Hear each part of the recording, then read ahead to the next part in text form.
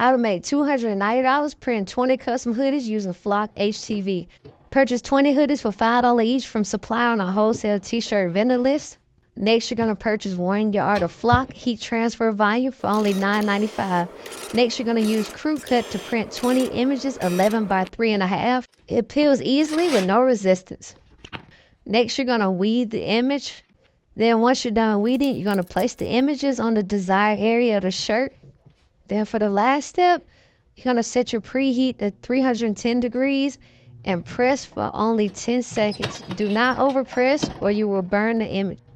Once you're done pressing, make sure you peel the image immediately.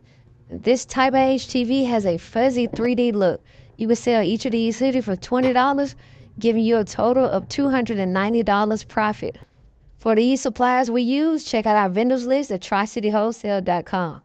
Make sure you hit the like button to subscribe to our channel and follow us for more free game.